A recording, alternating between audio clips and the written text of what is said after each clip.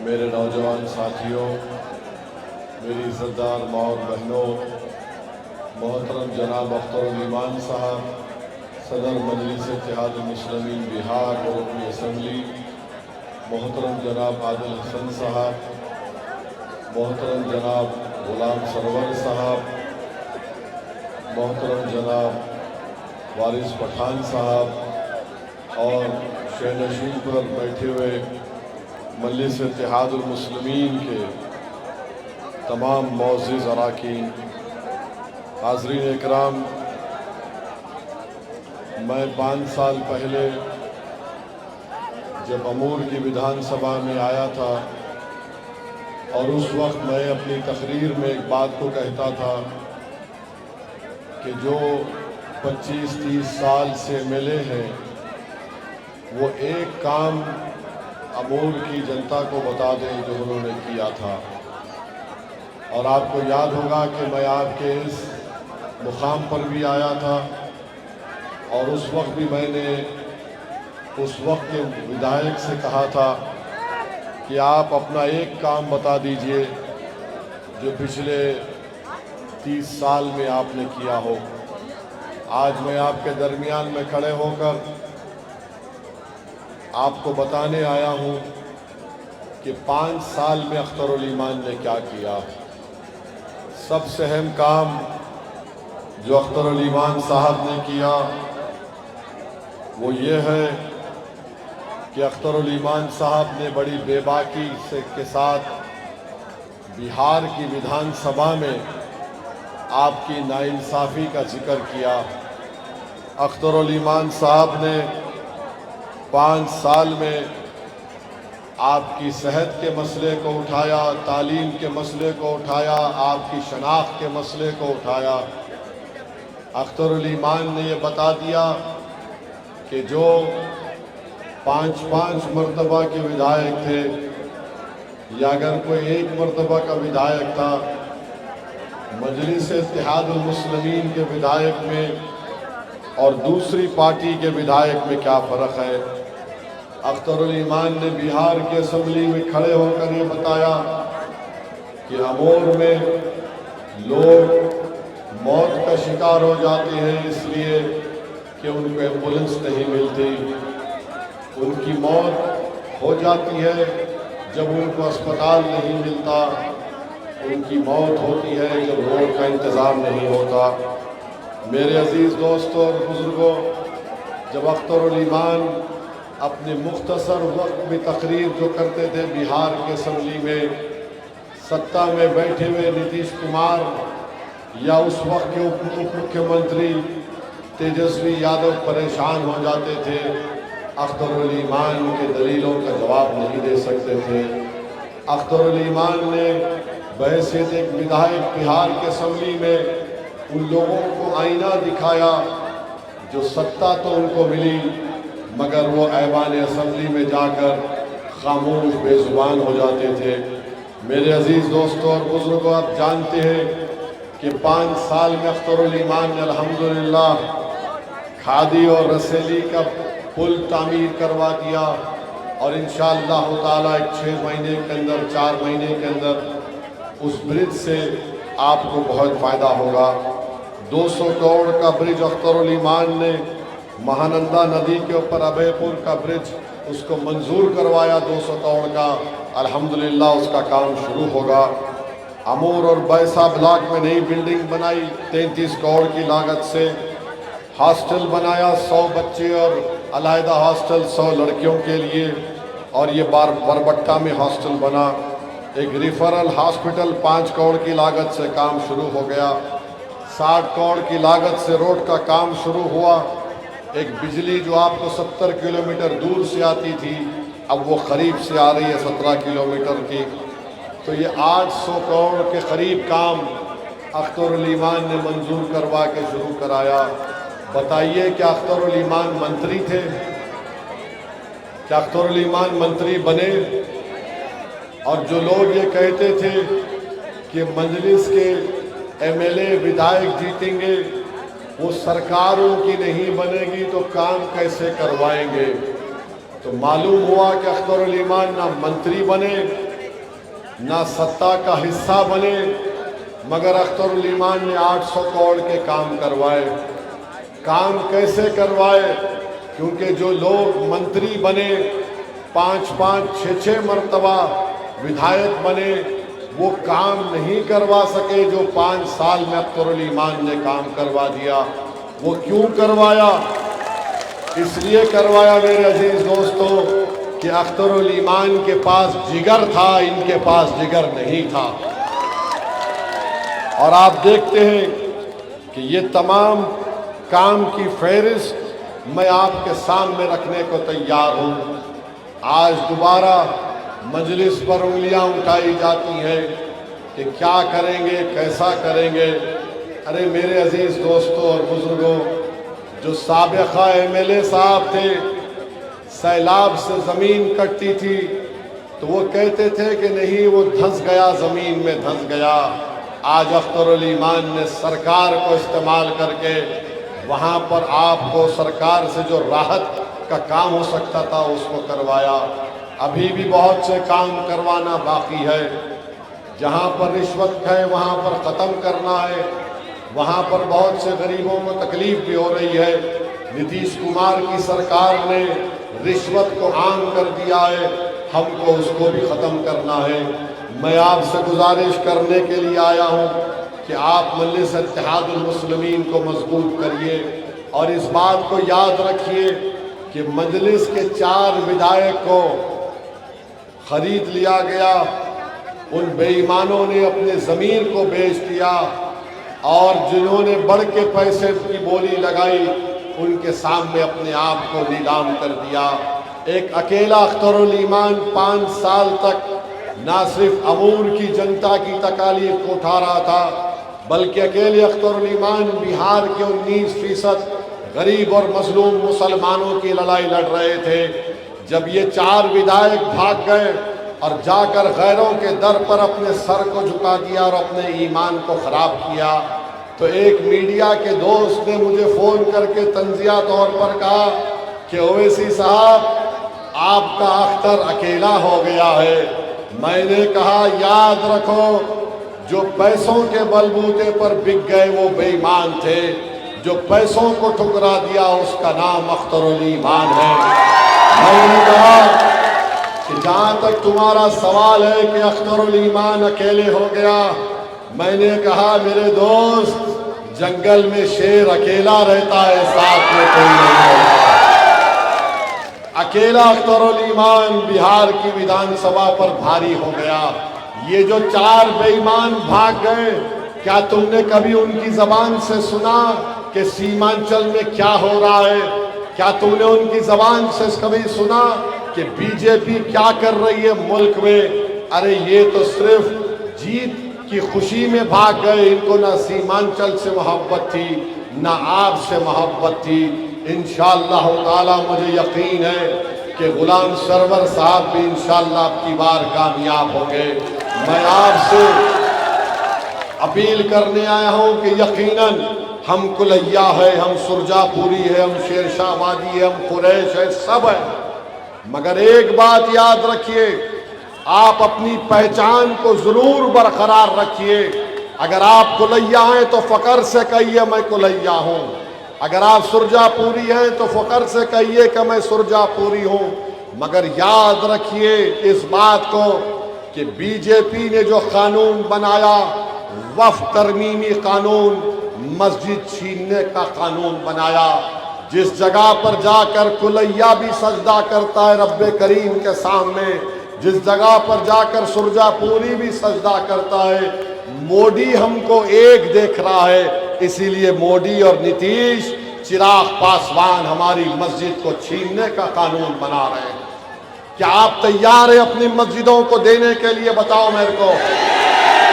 हम कुलैया और सुरजापुरी यकीनी है, मगर मस्जिद तो हमारी है, कब्रस्तान हमारा है, दरगाह और खानखा हमारे हैं। जिस जगह का मालिक अल्लाह है, हम ये सब चीजों को बाजू रखकर एक होकर एक शीशा पिलाई हुई दीवार की तरह मुत्तहिद होकर खड़े होंगे कि नीतीश कुमार, मोदी, हम तुमको इस बात की इजाजत नहीं देंगे कि तुम हमारी मस्जिद और दरगाहों और कब्रस्तानों को हासिल करो। मेरे अजीज दोस्तों और बुजुर्गों, मैं आपसे अपील करने आया हूं कि मुत्तहिदा तौर पर अपने एक वोट का इस्तेमाल करिए। लोग आएंगे, आकर मुख्तलिफ बातें करेंगे, अज़बियत की बातें करेंगे, मगर याद रखिए हम मुत्तहिद रहे तो जिंदा रहेंगे। जैसा कि किसी मजलिस के एक मरहूम कायद ने कहा था कि इत्तेहाद जिंदगी है, इंतशार मौत है। इत्तेहाद जिंदगी है और इंतशार मौत है। हम मुत्तहिद रहेंगे तो कोई हमारे घर के करीब नहीं आएगा, कोई हमारी मस्जिद के करीब नहीं आएगा। अगर इंतशार में पैदा हो जाएंगे तो ना हमारा घर रहेगा, ना हमारी मस्जिद को खतरा पैदा हो जाएगा और हमारी शनाख्त को खतरा पैदा हो जाएगा। दुश्मन तुमको बांटना चाहता है। मजलिस तुमसे कह रही है कि कलमे की बुनियाद पर हमने मुत्तहिद हुए थे, मजलिस के परचम तले हम कलमे की बुनियाद पर मुत्तहिद रहेंगे। हम सुरजापुरी हैं, हम शेरशाहबादी हैं, कुलैया हैं, मगर जब मामला कलमे का आता तो हम सब नबी करीम सल्लल्लाहु अलैहि वसल्लम के उम्मती हैं, उनके गुलामों के गुलाम हैं। तो ये जो मजलिस के दुश्मन है, ये हमारे इत्तेहाद को तोड़ना चाहते हैं। मैं आपके सामने गुजारिश कर रहा हूं कि अपने इत्तेहाद को कमजोर होने मत दो मेरे भाई। मजलिस से दुश्मनी क्यों है? क्योंकि मजलिस ने इन लोगों की जो ठेकेदारी थी सीमांचल में, उस ठेकेदारी को खत्म कर दिया। ये लोग समझते थे कि चुनाव आएगा और हालत मजबूरी में हमको वोट डालेंगे।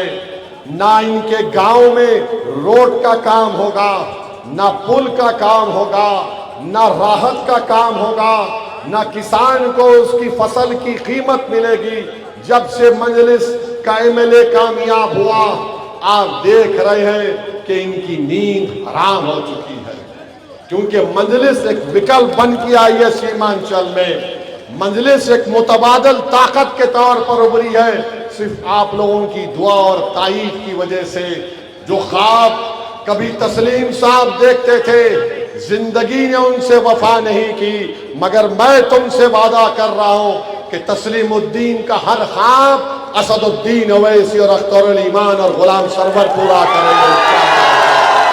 और अगर मरहूम तस्लीमुद्दीन को खिराज अकीदत पेश करना है तो हमको और आपको एक तस्लीमुद्दीन नहीं, मजलिस ऐसे 1000 तस्लीमुद्दीन को पैदा करने की कोशिश करेगी। कोई तस्लीमुद्दीन का जानशीन नहीं हो सकता, वो बहुत बड़ा नेता था, मगर उनकी तरह बेबाक तरीके से कौम और मिल्लत के लिए तो हम काम कर सकते हैं। उनकी जिंदगी हमारे लिए एक शमा है कि हम उस रास्ते पर चलेंगे तो ना सिर्फ सीमांचल का फायदा होगा बल्कि बिहार का फायदा होगा। तो मेरे अजीज दोस्तों और बुजुर्गों, मुत्तहिद रहिए। और हम मोदी को, अमित शाह को ये पैगाम दे रहे हैं कि बार बार सीमांचल को बदनाम करने की कोशिश छोड़ दो। क्या बात है कि सीमांचल को जैसा ही मोदी आते, इनको लगता है यहाँ पर आबादी बढ़ रही है। अच्छा मोदी जी, आपके भाई बहन कितने हैं? 5 हैं, 6 हैं, बताओ। अमित शाह आपके कितने परिवार में लोग हैं बताओ? मगर सीमांचल में आते ही बोलते अरे आबादी बढ़ रही है, यहाँ पर घुसपैठी आ गए, यहाँ पर बांग्लादेशी पना ले रहे। मोदी जी, इस देश में एक बांग्लादेशी को तो मैं जानता हूं, आप भी जानते हैं। जो मोदी जी की मुंह बोली बहन है, जिसको बांग्लादेश की जनता ने भगा दिया, तो मोदी जी ने कहा आजा प्यारी बहना, दिल्ली में मेरी छत्र छाया है। मोदी जी, पहले उस बांग्लादेशी को सीमांचल लाइए, हम उसको रास्ता बताएंगे बांग्लादेश का, उसको बांग्लादेश भिजा देंगे। आप वो बांग्लादेशी को नहीं भिजाना चाहते जो बांग्लादेश की है, मगर आप सीमांचल में आकर इस तरह की बकवास करते हैं। हम नीतीश कुमार से पूछना चाहते हैं, ये तुम्हारी सियासत है? कहां गया तुम्हारा विकास का वो झूठा नारा? आज तुम आ गए सीमांचल को बदनाम करने के लिए। सीमांचल की जनता मोदी की इस बकवास का इंशाअल्लाह ताला जब मतदान होगा, हक राय दही का दिन होगा, तो इस कलमे की उंगली उठाकर पतंग छाप पर बटन दबाकर हम जवाब देंगे इंशाअल्लाह। तो मेरे अजीज दोस्तों और बुजुर्गों, हमको डरने और घबराने की जरूरत नहीं है। बिहार में आज मोदी यहां पर आते हैं और आकर ये बकवास करते हैं, ये नहीं बताते सीमांचल वासियों को कि क्यों एम्स का दवाखाना सीमांचल में नहीं खोला जाता, क्यों गाया की तरह फैक्ट्री की जो पॉलिसी है सीमांचल में नहीं लाती, क्यों जलालाबाद जलालनगर से लेकर किशनगंज तक रेलवे की ट्रैक क्यों नहीं डाली जाती, जिसमें इस विधानसभा में भी एक रेलवे स्टेशन बन सकता है। क्यों कोचा दामन में रेलवे स्टेशन नहीं बनता? किशनगंज में अलीगढ़ मुस्लिम यूनिवर्सिटी का एक छोटा सा कैंपस है, उसको खत्म करने के लिए बीजेपी तुली हुई है। क्यों? क्योंकि बच्चे पढ़ने वाले मुसलमान। क्यों यहाँ पर अनानास की पैदावार होती है, चाय की होती है, मकाई की होती है, केले की होती है, उसकी कीमत क्यों नहीं दी जाती? क्यों बताओ, क्यों नहीं दिया जाता? मगर मोदी आकर यहाँ पर बकवास करेंगे कि घुसपैठी है, फुला है। अरे देश के प्रधानमंत्री, अगर तुम अपनी डिग्री नहीं दिखाना चाहते तो हमसे तुम कैसा पूछ रहे हो? अगर तुम अपनी डिग्री दिखाओगे तो मेरी तो डिग्री अवाम में है। जो देश का प्रधानमंत्री अपनी डिग्री नहीं दिखाना चाहता, वो सीमांचल में आकर घुसपैठी बोलता है। ये कौन सी मोहब्बत है? देश के प्रधानमंत्री ये जेब नहीं देता, मगर देश के प्रधानमंत्री हैं। बांग्लादेश में इनकलाब आया, इनको खबर नहीं।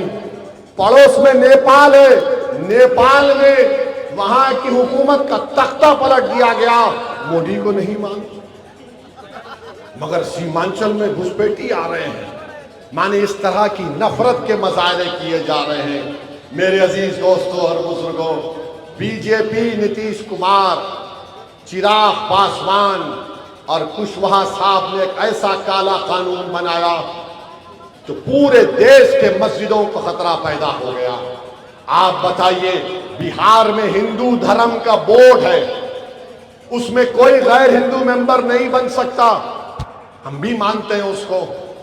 बिहार में बोध गाया है, वहां पर उसका मेंबर सिर्फ बोध और हिंदू भाई बन सकता है। मगर हमारे वक्फ बोर्ड में, मुस्लिम वक्फ बोर्ड में 3 गैर मुस्लिम मेंबर बनेंगे। बताओ क्यों? जब वहां नहीं बन सकते तो यहां कैसे बनेंगे? मैं मस्जिद चलाऊंगा, दरगाह है तो उर्स मैं करूंगा, कब्रस्तान है तो मैं कब्रस्तान चलाऊंगा, ईदगाह है तो नमाज मैं पढ़ाऊंगा। मगर मोदी जी बोल रहे, हाँ वक्फ का मालिक अल्लाह हो सकता है, मगर मैं मालिक बनने की कोशिश करूंगा। मोदी जी, जिस जगह का मालिक अल्लाह है ना, अल्लाह उसकी हिफाजत करेगा और हमारी भी हिफाजत करेगा इंशाअल्लाह। ये काम ऐसा कानून बना दिया गया है। मेरे अजीज दोस्तों और बुजुर्गों, मेरी आपसे दबन गुजारिश है कि मजलिस से दुश्मनी मुखालिफत क्यों? अख्तर अली ईमान ने मुझसे फोन करके कहा कि सर, मेरे पास जिम्मेदार कौम और मिल्लत के लोग आए हैं और वो कह रहे हैं कि आप इत्तेहाद करना नहीं चाहते महागठबंधन से, ओवैसी अकेला काम करना चाहता है। मैंने कहा अख्तर भाई, वो जो बोलेंगे आप खत पे लिख के साइन करके लालू जी को भिजा दो। अख्तर अली ईमान ने लालू जी को खत लिखा। फिर उनके बेटे ने कहा कि मुझे नहीं मालूम, मुझे नहीं बताया गया। हम तो जरा रिवायती है ना, अगर हमारे घर में हमारे अब्बा हैं या हमारे बुजुर्ग बड़े हैं, अगर हम उनको बोल दिए तो लाइन डालते, बस खत्म, हम अदब के दायरे से बाहर नहीं निकलते। खैर मामला अलग है। यहाँ पर अख्तर भाई ने उनको भी लेटर लिख लिया, तेजस्वी को। क्या लिखा अख्तर अली ईमान ने? याद रखो मेरी इस बात को, ये आसान काम नहीं था मेरे लिए, अख्तरुल ईमान के लिए। हमारे 4 विधायक को तेजस्वी ने खरीदा था, 4 विधायक को तेजस्वी ने खरीद लिया। उसके बावजूद भी हम खत लिखे। क्यों लिखे? क्योंकि हम सीमांचल और बिहार की सरजमीन पर दोबारा मोदी और नीतीश कुमार की हुकूमत को देखना नहीं चाहते थे। हमने अपने नुकसान को बर्दाश्त किया। और आप जानते हैं कि कितनी मेहनत करके आप वोट डालते हैं पोलिंग के दिन। धूप में खड़े होती है हमारी मां और बहनें बच्चों को लेकर, भूखे रहते हैं हमारे बुजुर्ग, नौजवान भूखा रहता है, भागते रहता है। उसके बावजूद भी हमने अपने कलेजे पर, दिल पर पत्थर रखकर फैसला लिया कि नहीं, बीजेपी को हम नहीं देख सकते, क्योंकि बिहार में बीजेपी का मुख्यमंत्री ना बने। अख्तरुल ईमान ने क्या लिखा सुनो मेरे कुलैया भाइयों। अख्तरुल ईमान ने कहा कि अगर तुम मुख्यमंत्री बनते तो हमको मंत्री का पद मत दो, हमको कुछ नहीं चाहिए, तुम इख्तिदार पे रहो, हमको सिर्फ एक चीज चाहिए कि तुम अपने कलम से लिखकर दे दो कि सीमांचल डेवलपमेंट काउंसिल बनाया जाएगा और सीमांचल के मुकद्दर के फैसले सीमांचल की जनता करेगी। बताओ, मैंने अपने 4 एमएलए को लूटने वाले को खत लिखा और कहा कि मंत्री नहीं चाहिए, सीमांचल से इंसाफ कर दो। और तेजस्वी कहते कि मुझे आकर डराया गया। अरे क्या डराते हैं? अरे हम वो लोग हैं जो किसी माइका लाल से ना डरते सिवाय अल्लाह से डरने वाले हैं। ना हम किसी को गैर जरूरी डराते हैं। हाँ, अगर कोई हमको आकर छेड़ता है तो हम उसको कहते हैं छेड़ मत, अगर छेड़ेगा तो तुझे छोड़ेंगे नहीं, याद रख। अब खत लिख कर दे दिया, अब और क्या कर सकते?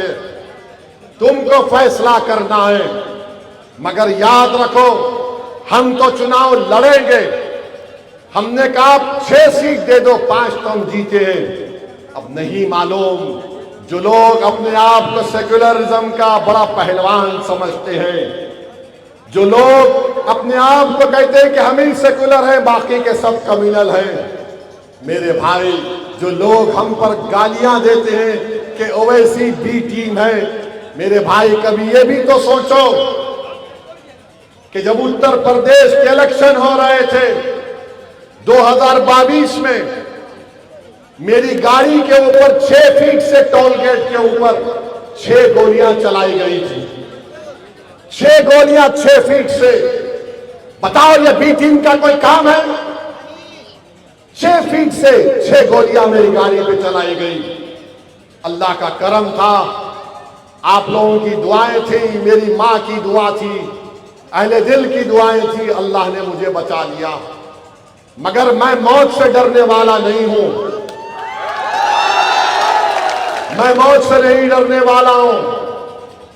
हम सबको एक दिन जाना है उस जमीन के अंदर, चाहे कोई वक्त का सिकंदर हो, वक्त का प्रधानमंत्री हो, कुछ हो, सबको जाना है जमीन में। हमारा असल घर तो वो रहेगा, हमारा असल बिस्तर तो मिट्टी रहेगी 10 फीट के अंदर।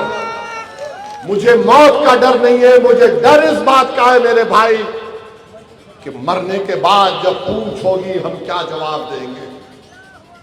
मुझे खौफ तो इस बात का है कि जब खबर में वो चेहरा दिखाया जाएगा, बोलो ये कौन है, तो हम सब लोग आंख में आंसू लाकर बोलेंगे ये रहमतुल लिल आलमीन सल्लल्लाहु अलैहि वसल्लम इंसान। मुझे डर इस बात का है कि हशर के मैदान में क्या मेरा नाम और हमारा नामा अमल सीधे हाथ में मिलेगा या बाएं हाथ में मिलेगा। मौत तो हक है। अरे हम गोलियों से नहीं डरने वाले, मरना तो एक दिन है, इंशाअल्लाह हम सब मरेंगे। मगर याद रखो, जिंदगी वो जिंदगी कामयाब है जो गरीब और मजलूमों के लिए अपना वक्त गुजार दे। जिंदगी वो जिंदगी कामयाब है जो कि अल्लाह के खौफ से उसके आंख में आंसू आ जाए। जिंदगी वो जिंदगी कामयाब है जब रहमतुल आलमीन का जिक्र हो तो हमारे हाथ के बाल और रोंगटे खड़े हो जाए और हम पुकार कर कहें कि हम उस नबी की रसूल की उम्मत। तुम गोलियां चलाते हो और मुझे गाली देते। अच्छा ये बताओ, अभी 10 दिन 15 दिन पहले उपराष्ट्रपति का चुनाव हुआ, किसको वोट दिया मैं? एक वोट था मेरा। हमारे मुख्यमंत्री तेलंगाना के रेवंत रेड्डी ने फोन करके कहा, असद भाई आप इंडिया अलायंस का साथ दो। इतने गालियां ये लोग मुझे देते हैं, क्या क्या बोलते हैं, अनाप शनाप, खैर कोई फर्क नहीं पड़ता। मेरी इज्जत का मालिक, आपकी इज्जत का मालिक अल्लाह है। ये बच्चे पुकार लिए तो मेरी इज्जत में फर्क आने वाला नहीं है। मैं जाकर रेवंत रेड्डी को बोला कि ठीक है, आप कह रहे हैं सुदर्शन रेड्डी साहब को वोट दो। सुप्रीम कोर्ट के जज थे जस्टिस सुदर्शन रेड्डी, उन्होंने मुझे फोन किया और कहा ओवैसी भाई मैं आके मिलना चाह रहा हूं आपसे। मैंने कहा सर मत आइए, हम मुसलमानों पर आपका एक एहसान है। आप जब हाई कोर्ट के जज थे आपने मुस्लिम रिजर्वेशन के बारे में अच्छा जजमेंट दिया था। मेरे भाई हम किसी का एहसान भी नहीं भूलते। मैं जाकर वोट डाला। बोलो क्या बोलोगे, क्या बोलोगे बोलो। तीसरी बात बोलते वो हैदराबाद से आया। हाँ हैदराबाद से आया, चांद से नहीं आया हूं, हैदराबाद से आया हूं। और तुम क्या करते, हरियाणा से जो यादव आया तुमने उसको राज्यसभा के एमपी बना दिया और बोलते हैदराबाद से आया। अरे बाबा हैदराबाद भारत का हिस्सा है। और एक बार जब बिहार में सीमांचल में हमने अपना झंडा लगा दिया तो बार बार आऊंगा, जब तक जिंदगी वफा करेगी बिहार और सीमांचल को आता रहूंगा, तुम्हारे लिए लड़ता रहूंगा, तुम्हारे इंसाफ के लिए लड़ता रहूंगा। हमारी मां और बहनों के बहते हुए आंसुओं को कम करने की कोशिश करूंगा। नौजवानों को उम्मीद दिलाऊंगा, नौजवानों को जज्बा दिलाऊंगा, नौजवानों से कहूंगा डरना नहीं, हिम्मत से काम करो। अरे आऊंगा, बिहार किसी के बाप की जागीर नहीं है, असदुद्दीन ओवैसी आएगा। तुम ये समझ रहे कि तुम्हारे बकवास बातों को सुनकर मैं पीछे हट जाऊंगा? मैं पहले भी कह चुका हूं मौत मुझे रोक सकती बिहार आने से, मगर जिंदा जब तक हूं तुम्हारे दरमियान में रहूंगा।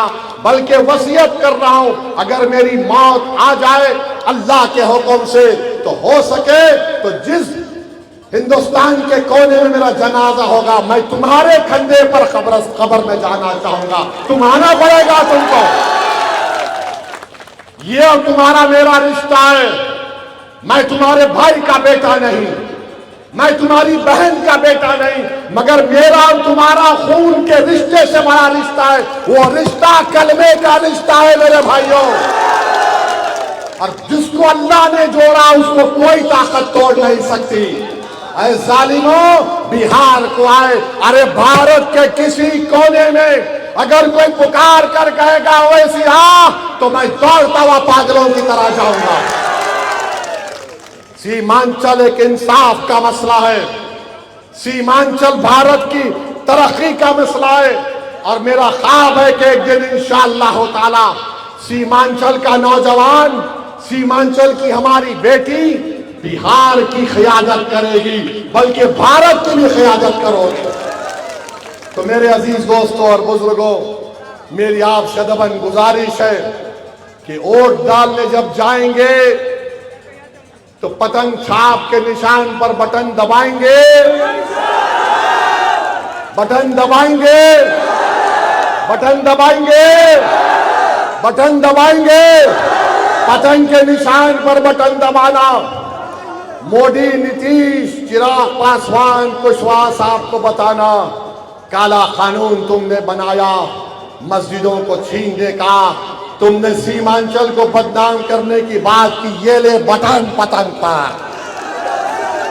और जो लोग हमको गाली देते थे हम उनसे कहेंगे 5 साल में अख्तरुल ईमान ने 800 करोड़ के काम करवाए, हम दोबारा बटन दबा रहे पतंग छाप पर ताकि अख्तरुल ईमान अब की बार 1000 करोड़ के काम यहां पर करवाए।